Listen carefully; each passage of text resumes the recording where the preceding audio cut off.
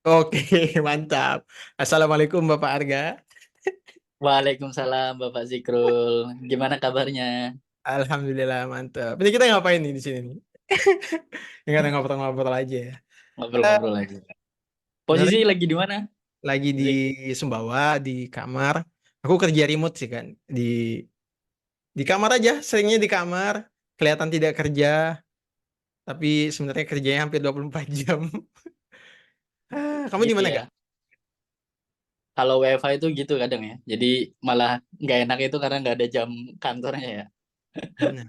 Anak tuh ngiranya eh, nggak ada ini, nggak kayak kayak bapaknya nggak kerja gitu. Anakku tuh pernah gini, gak ada, jadi ada tetangga itu bapaknya pergi sama anaknya, dia nanya, itu ngapain nih bapaknya, dia bilang ke kantor. Orang-orang kok ke kantor, bapak bapak enggak, dia bilang. "Eh, itu kantor bapaknya." Di kamar gitu kan, agak susah menjelaskannya. Orang-orang juga kayak gitu sih. Kamu ini FWFA juga nggak sih hitungannya? Enggak ya? Kalau aku sebenarnya dari mana aja sih kerja. Cuman kalau nggak ada, karena kan keliling terus sebenarnya kan. Cuman kalau nggak ada visit, visit ke customer itu biasanya ya di rumah aja di kamar. Malah kalau anakku kebalik. Jadi biasanya kalau aku pergi, misalkan 3 hari 4 hari keluar kota, ntar balik ke rumah, misalkan besoknya pergi lagi, anakku kalau ngomong, kok bapak pergi terus, kok kerja terus, kapan di Agak rumah? Gitu.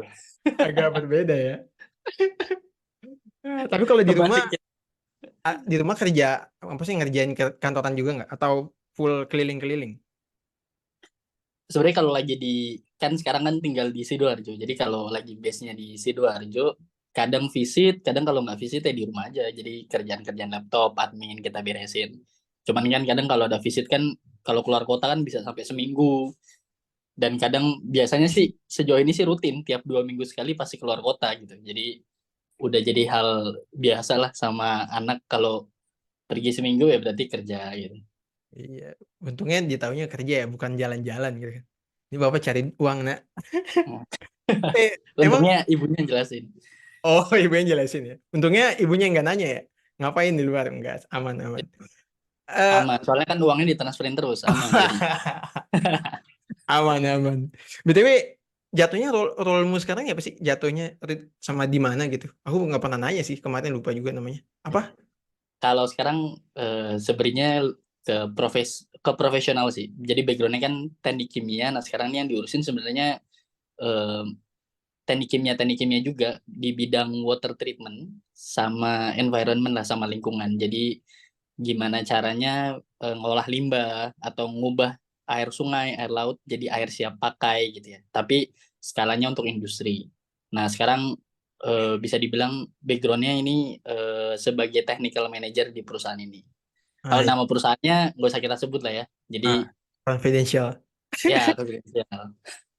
Eh, Kalau kalau aku nama perusahaannya juga nggak usah disebut, tapi Segari, Segari namanya. Segari.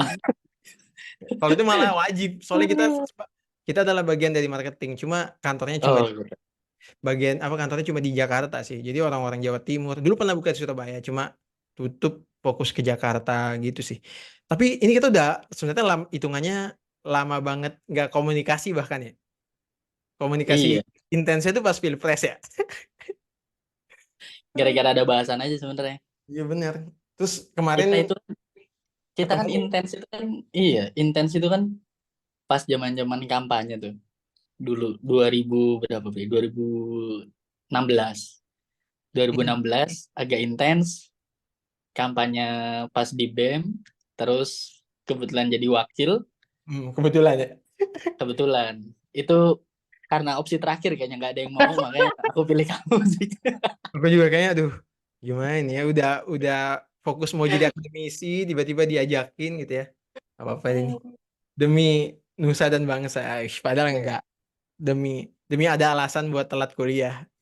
Tapi ya itulah cara Allah gitu ya Iya. dengan ketidaksengajaan dan opsi-opsi terakhir di last minute sebelum peluncuran kabinet-kabinet itu ya akhirnya kita dipertemukan dan alhamdulillah ternyata sampai sekarang masih ya masih inilah pola pikirnya masih bisa nyambung-nyambung lah Jadi nggak sambung-sambung. jauh-jauh beda gitu ya iya Ya, kita juga udah jauh sih. Ini kita juga ngomong nih ini namanya apa nih?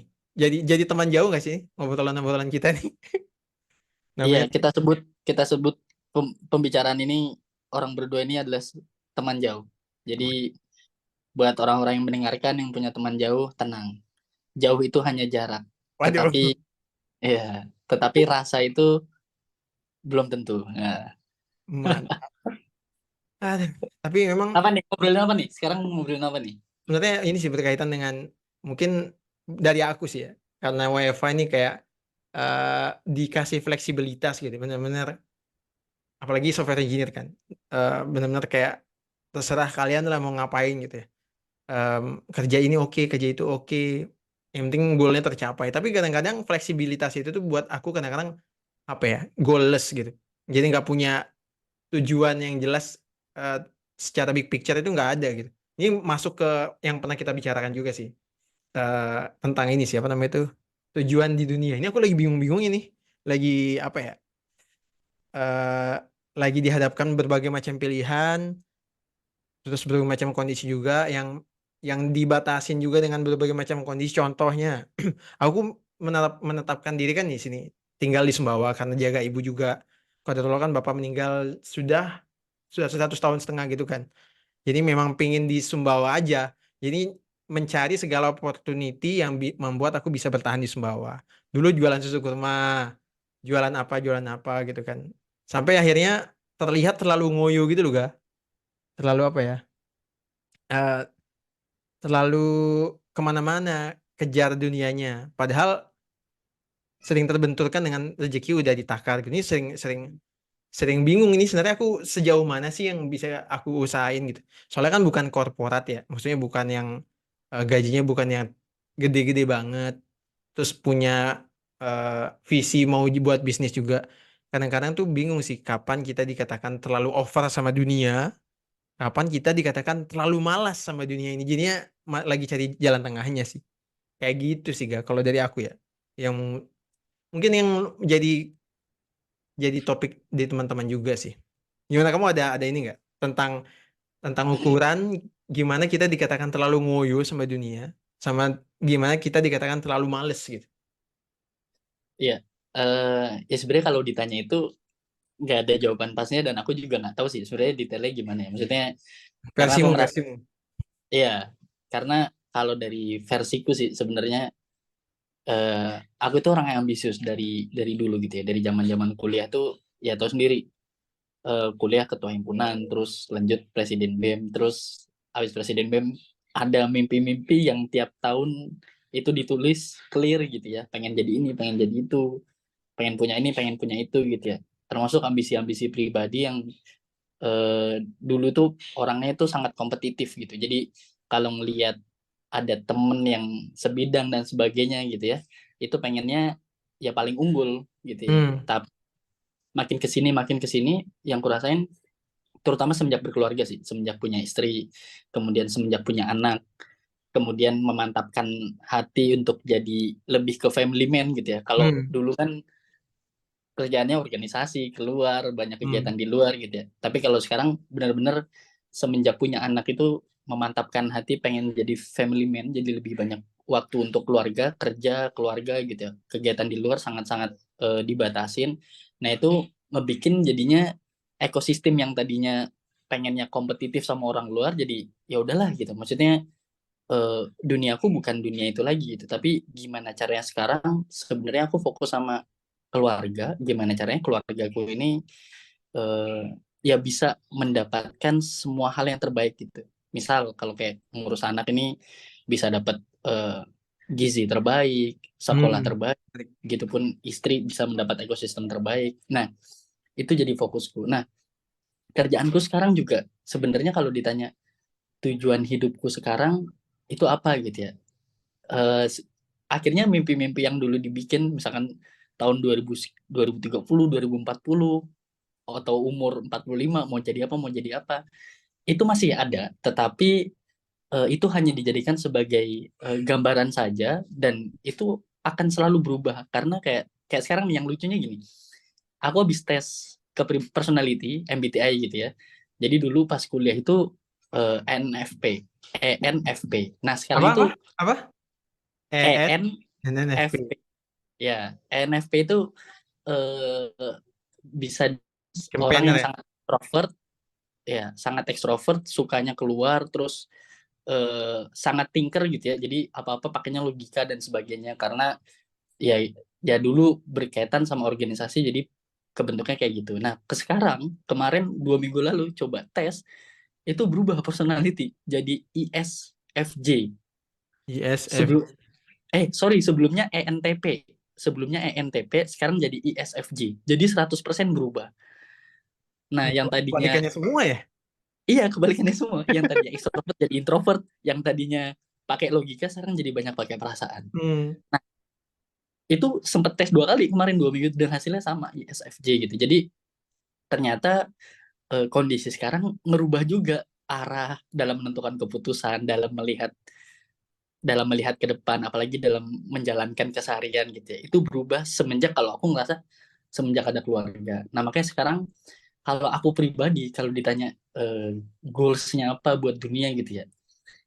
Aku selalu ya aku ada secara pribadi supaya diri ini tetap berkembang ada kepengen S2 terus kepengen karirnya itu maksimal misalkan di level tertentu itu ada tetapi itu tidak benar-benar jadi hal yang banget banget dikejar gitu ya jadi kerja fokusnya buat itu doang sampai mencapai itu enggak juga lebih kepada sekarang esensinya adalah yang penting aku seneng yang penting keluarga aku seneng gitu jadi kalau refleksi sama keluarga itu kadang yang ngobrol sama istri misalkan biasanya sebelum tidur itu ada waktu ngobrol sama istri 10 menit 15 menit aku selalu nanya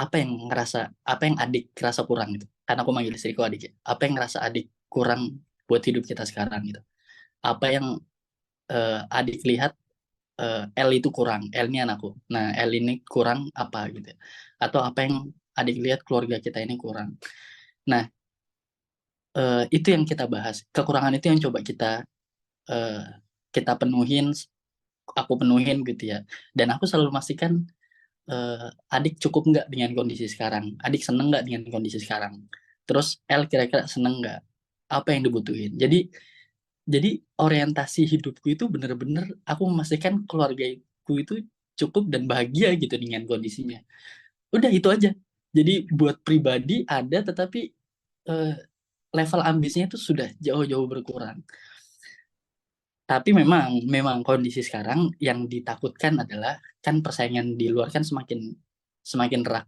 semakin ramai semakin ketat gitu ya. Ya itu kalau kita nggak tetap mengembangkan diri ya kan bisa bisa kalah sama yang lain gitu kan termasuk dari Benar. karir. Nah, jadi karir itu tetap ada kisi-kisinya mau S2 mau apa. Tetapi kalau untuk hidup secara total ya aku cukup dapat feedback dari keluargaku kalau keluarga udah ngerasa cukup seneng kayaknya udah deh gitu udah cukup deh gitu aku sih gitu sih Hmm. Tapi ini aku jadi ini nih, jadi apa namanya?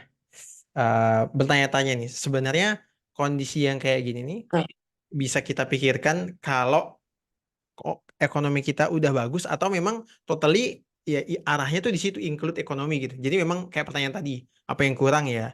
Kalau memang ekonomi ya aku bakal genjot dalam tanda kutip genjot ekonomi tujuannya bukan buat aku doang tapi buat keluarga gitu kan. Gitu nggak maksudmu?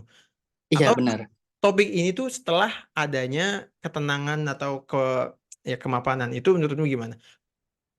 kalau eh, tapi kalau aku sih mungkin ya alhamdulillah yang kurasain adalah sejauh ini sih ekonomi ngerasa cukup dari mulai awal aku berkeluarga aku sama istri selalu merasa cukup nah sebenarnya yang perlu dicari tahu level cukupnya ini apakah karena emang kita benar-benar cukup atau memang sebenarnya nggak cukup tapi kita merasa cukup gitu Hmm, nangkep ya nangkap nangkap nangkap. jadi nah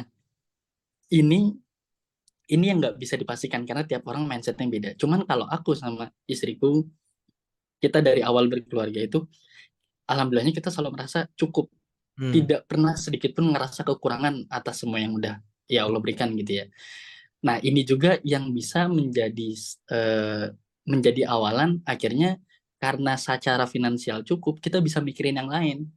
Jadi Hmm. nggak fokus mikirin uang. Tapi memang ya aku pengalaman juga sih di keluargaku gitu ya. Kalau level finansialnya, maksudnya keluarga besar ya. Kalau level finansial ini belum cukup, keuangan ini belum cukup, itu akan menjadi urusan utama yang harus diselesaikan bareng gitu. Karena kewajiban juga nggak sih? Apa? Maksudnya Kenapa? karena kewajiban nanya apa? Memberikan nafkah juga nggak sih? Ya orientasinya ke sana gitu. Atau gimana tuh? Eh ya sebenarnya kalau orang bilang uang bukan segalanya tapi segalanya butuh uang itu benar banget sih. Hmm. Ya misalkan ya kayak kalau gini nih, aku tanya kamu deh. Kalau dari kamu sendiri nih, kamu udah ngerasa ngerasa apa namanya pada level finansial yang sudah cukup belum buat keluarga? Ah, ini menarik nih. Aku mungkin narik apa namanya yang kau mention tadi ya. Ada satu hal yang berbeda banget dengan uang cukup dengan merasa cukup sih. Menurutku kayak gitu ya. Selama ini yang Ya, aku tuh jujur ini mungkin apa namanya? Bukan orang yang dari dulu tuh orientasinya harus secepatnya ada tabungan gitu. Terus kalau ada duit, terus orang lain ada butuh, misalnya ya, kita punya tabungan, orang lain ada butuh urgent atau keluarga kita urgent atau keluarga dekat kita tuh urgent, kan ada tuh misalnya yang aku dengar-dengar, oh sorry bu, kita nggak bisa pakai tabungan kita. Kalau aku tuh selama ada duitnya dan ada peruntukannya itu diinin dulu gitu pak, dipakai dulu. Karena dalam tanda kutip merasa cukup. Jadi merasa tuh menurutku kata yang ini sih, kata yang krusial sih. Jadi kalau dibilang cukup, kalau aku naikin standar cukupku, itu bakal nggak cukup. Nangkap maksudnya nggak sih? Jadi ya, misalnya, ya, misalnya apa ya? Sekarang ini ada perbandingan apa ya contohnya ya? Di Sumbawa misalnya apa ya? Oh AC deh, AC ini aku kerja di kantor, di apa namanya di ruangan kerja. Itu sebenarnya panas banget gak? Sebenarnya panas banget. Kalau aku bilang sekarang apakah cukup di kantor tempat kerjaku, menurutku cukup karena aku set standar yang kerja tuh yang penting A B C D. Tapi kalau menurutku kalau aku set standar yang lain lagi, yang tadi itu jadinya aku tidak merasa cukup sih. Akhirnya bukan bukan karena aku nggak set set level standarku gimana, tapi aku ngelihat kondisiku gimana. Habis itu aku harus merasa cukup dengan yang seperti itu, tapi misalnya evaluasi untuk kedepannya gitu. Oh kita kedepannya butuh ini, kita usahakan dengan syarat tadi merasa cukup. Itu aku menurutku powerful banget sih kata-kata merasa cukup. Walaupun dulu tuh sempat minjem duit orang kemana-mana gitu ya, untuk apa namanya, apalagi di awal nikah kan, aku kan ngebut juga nih. Intinya pinjem duit keluarga gitulah. Walaupun ya, sebisa mungkin sejangan. Tetap ada rasa cukupnya itu karena tadi. Nah, itu juga obrolan obrolan sama istri sih. Gimana kita menyamakan parameter cukup sama istri itu penting banget sih. Itu ibaratnya kalau kalau aku merasa cukup, istriku nggak cukup, agak agak nah bingung itu sih. Ya, makanya kalau kalau kamu tanya apakah secara finansial aku merasa cukup, eh, kalau kata dicukupkan sih agak kurang kurang pas ya. Aku secara tegas bilang secara finansial cukup. Karena itu sih tadi yang aku bilang itu loh, kayak merasa yakin, sebenarnya merasa yakin aja kalau insya Allah pasti dicukupkan. Oh iya, ini lompat-lompat ya. Aku sebenarnya mungkin karena dari awal ngelamar istriku gak, itu pertanyaan yang aku tanya langsung gini. Menurutmu gimana tentang An-Nur ayat 32? Tahu nggak? Tahu kan? apa tuh Android 32? Menikahlah kalau apa jika Oh yang nggak mampu maka Allah cukupkan itu loh. iya, iya, Itu jadi iya, peganganku sama istri. Bayangkan dulu aku kerja sambil kuliah. Aku ngelamar istri itu dalam kondisi ngomong ke mertua, Pak saya nggak punya kerjaan tetap gitu-gitu. Alhamdulillah iya, semua orang mendukung sih. Jadi kata-kata merasa cukup nih jadi bisa dibilang jadi powerful banget sih. Jadi kalau kamu tanya tadi, aku bilang insya Allah merasa cukup. Emang kenapa tuh? iya. Karena nah itu tadi maksudku adalah gimana kita perlu menyamakan persepsi cukupnya kita sama istri gitu ya kalau misalnya di Hmm. keluarga ya. Nah, kalau aku, kalau cara salah satu cara yang ku buat adalah ya kita bikin aja istri kebutuhannya apa sih? Misalkan anggaplah kebutuhan bulanan gitu ya. Misalkan uang jajan, beli skincare, beli apa, beli apa. Itu ibarat kita adalah eh, tier satunya gitu ya. Sandang pangan papan gitu kan. Jadi yang level pertamanya prioritas utamanya buat kebutuhan istri itu apa, keluarga itu apa, aku itu apa. Nah, ketika kita udah bisa melewati level satu itu, maksudnya sudah terpenuhi semua, aku ngerasa ya itu berarti udah cukup gitu. Tapi Hmm. kalau ada hal-hal yang misalkan misalkan nih, anggap istri perlu uang jajan, aku juga perlu uang jajan. sekian-sekian gitu ya. Terus istri perlu kebutuhan skincare misalkan. Aku perlu kebutuhan misalkan beli seragam buat kantor. Nah, itu misalkan dialokasikan buat setiap bulan berapa-berapa. Nah, ternyata pendapatan kita ketika itu nggak cukup untuk mengalokasikan itu. Berarti memang ya itu belum cukup. Secara real aktual gitu ya. Itu Hmm. belum cukup. Nah, kita tapi kita tetap merasa oh ya ini ya insya Allah nanti suatu saat kita bisa merasa cukup. Maksudnya kita bisa mencapai kecukupan itu yang sekarang ada kita jalanin dulu. Nah itu kita mencoba merasa cukup dengan kondisi yang ada, tapi sebenarnya itu nggak cukup. Hmm. Nangkep nggak? Nangkep. Nah, Jadi ada standar buat berkembang lagi gitu ya. Ibaratnya kita benar, oke benar. nih, oke. Tapi ayo kita bisa lebih insya Allah. Tapi Iya, bentar, ini kamu buat semacam leveling gitu nggak sih, Kak? Jadi buat set standar, set ekspektasi dari awal gitu ya, yang tadi. iya, iya. Jadi Hmm. dari awal tuh kita samakan standarnya dulu. Hmm. Standar apa apa, dan aku nggak boleh intervensi itu. Hmm. Karena aku nggak pengen, aku menurunkan standar istriku, aku nggak pengen. Jadi karena aku tahu kalau seseorang standarnya diturunkan, dia nggak nyaman. Dia nggak nyaman, dia ngerasa nggak enak. Ya kalau dia standarnya seperti itu, ya udah aku ikutin dulu standarnya seperti itu. Gimana caranya? Kalau kita belum nyampe di standar itu, ya kita sama-sama bareng cari solusinya nanti supaya nyampe standar itu. Nah, contoh dulu itu sama sih. Dulu aku awal pertama kali nikah itu nggak ada AC. Jadi bener-bener pakai kipas angin. Tinggal di rumah itu pakai kipas angin semua. Terus eh, apa namanya, perabot-perabot itu masih belum lengkap. Masih kayak ya perabot-perabot cuman secukupnya aja kayak kulkas, mesin cuci udah, yang lainnya belum ada. Tapi makin ke sini ya kita bilang kayaknya nggak cukup. Jadi kita sama-sama ngakuin, oh, ini kayaknya nggak cukup karena pertama kalau pas punya anak nggak ada AC itu kayak sian banget, kayak panas banget ini hidup di duluan di Gresik, ya hidup di Gresik panas banget dan berdebu gitu ya, kasihan. Akhirnya ya udah kita bikin target baru, misalkan AC terus apa-apa-apa. Nah itu dengan seiring berjalannya ya memang standar naik itu pasti kan biaya naik. Nah tapi dengan adanya standar naik itu dan emang itu kita akuin sebagai kebutuhan kita Hmm. juga. I Nah see. itu jadi tadi ada gap buat kita, ayo apa nih bisa ngapain, mau ngapain. Nah itulah kadang terpikir juga kayak misalkan misal ketika uangnya kurang, ya istri kepikiran juga akhirnya yaudah mas nanti aku nyari tambahan misalkan sambil ngajar di luar, sambil ngelesin di luar. Nah itu obrolan-obrolan itu yang akhirnya kebuka, oke kita kurangnya sekian, cara nutupnya gimana, terus nanti kalau udah tercapai apalagi. Nah Hmm. menurutku level-level seperti itulah yang bikin kita berkembang terus, ada itu terus gitu. Bukan ya memang satu sisi dilihatnya nggak puas, nambah terus, eh, tapi satu sisi aku ngerasa ya memang kita harus kayak gitu gitu, harus Hmm. terus bergerak tumbuh dengan cara gitu, Kondisi buat buat seperti itu gitu ya. kalau apa, Kondisinya juga emang mengharuskan seperti itu, bukan kita buat-buat juga gitu kan, ibaratnya. benar. Bukan Tapi keinginan sendiri. Hmm. kayak sekarang nih aku udah dalam level yang ya udah kayaknya udah nggak butuh nambah apa-apa lagi sih sebenarnya. Jadi Hmm. maksudnya karena kebutuhan utamanya udah kepake semua, udah ada. Misalnya kayak butuh AC ada, kasur udah proper, misalkan kulkas udah ada, mesin cuci udah ada, kompor udah ada. Jadi kayak ya udah gitu, kita Itu udah pada. Tapi itu dilalui dengan proses-proses tadi gitu nggak sih? Bukan Iya, ibaratnya ujuk-ujuk breng ada semua nggak gitu kan? Kita soalnya enggak, bukan anak sultan gitu kan maksudnya. iya. Yang langsung ada kan.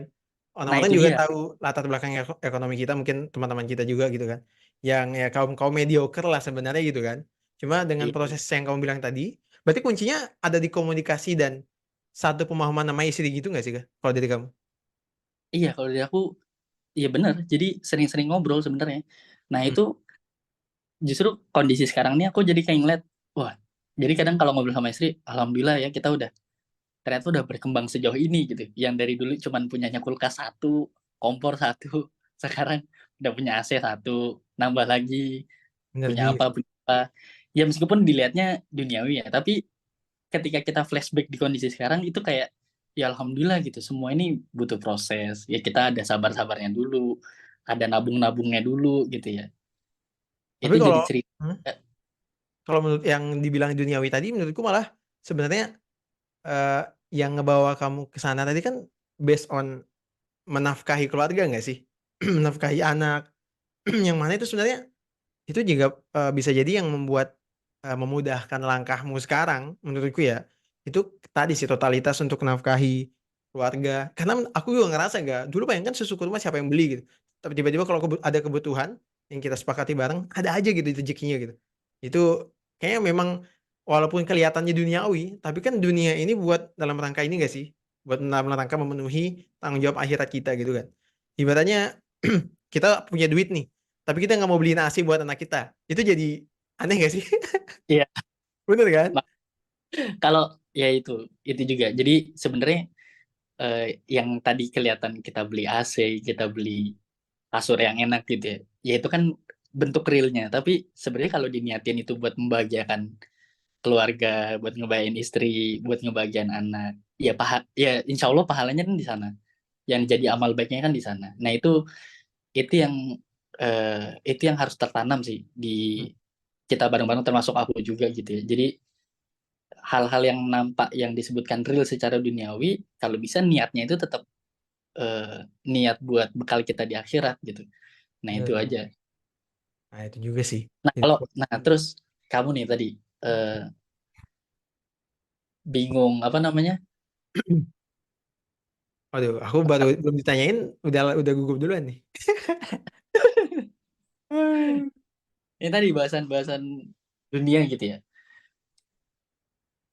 Awal kamu tadi apa? Kenapa ya? Aku lupa tadi. Karena ini sih mungkin karena kayak bukan kerjaannya tuh terlalu fleksibel gitu. Jadi kayak ya Oh iya, nggak ada aku pakemnya itu gitu sih. ya aku lupa tadi nanggepin itu. Jadi kalau kalau posisiku kalau yang aku pelajarin sih. Jadi memang ada orang-orang yang dia lebih suka clear. Jadi misalkan ya ada kerjaannya lebih jelas, ada jamnya lebih jelas, itu dia lebih suka. Tapi ada orang-orang yang sukanya ya dikasih kewenangan sebesar-besarnya, dia bisa berimprove di sana. Nah, aku itu sebenarnya orang yang pertama. Aku lebih suka dikasih dikasih hal yang jelas apa, eh, jamnya gimana, terus pakemannya apa gitu ya. Karena aku jadi lebih bisa ngukur gitu ya. Tetapi makin ke sini aku lebih suka yang kedua. Makin ke sini jadi lebih suka ya udah kasih aja target utamanya satu misalkan. Tapi caranya mau gimana, polanya apa. Nah, itu sesuai sama aku sendiri. Nah, kamu kalau saranku ya harus harus apa namanya kalau memang modelnya seperti itu model kerjaannya ya berarti secara pribadi ya harus mulai ini sih kalau aku sih coba mikir sendiri dulu terus kira-kira kalau emang mentok harus nyari mentor sih jadi orang yang benar-benar sebidang sama kamu terus ngerti industrinya di situ gitu ya industri IT atau tech gitu terus dia bisa ngasih saran-saran taktis berupa Hmm. berupa bidang yang sama Hmm. itu menurutku lebih ini karena aku kalau mentok juga aku nanya mentorku gitu ya aku ada mentor atau orang yang dijadikan pegangan semisal semisal aku mentok terkait masalah karir atau misalkan Oh iya kondisi ada, di ada. Kamu sekarang ada mentor? ada. Oh iya gitu, yang tekim gitu maksudnya. Sebenarnya dia nggak tekim tapi sedikit Industri. banyak dia ngerti industrinya ya I see. Oh iya, itu sebenarnya ini sih jadi fokus. Aku pernah ceritain tentang software engineer growth itu enggak sih? Komunitas software engineer yang aku buat. Karena ya ternyata banyak yang kayak gini, banyak yang jadi kultur kita di apa namanya di tech itu memang dalam tanda kutip sangat bergantung dengan mentor, terutama mentor yang satu level di atas kita sama dua level di atas kita gitu. Misal kalau kita sekarang bahasanya programmer, kita naik ke senior programmer tuh butuh butuh tempat curhat gitu. Nah, cuma ternyata di luar sana banyak yang nggak punya mentor itu sih. Dan aku juga kayaknya benar sih setuju banget yang kamu bilang. Cuma lucunya aku lupa untuk cari mentor buat diriku sendiri sih. nah Jadi aku sekarang tuh lagi buat platform untuk nah, kemarin kan kita sempat bahas tentang pentingnya psikologis apa psikolog gitu ya untuk ya kehidupan secara secara secara general.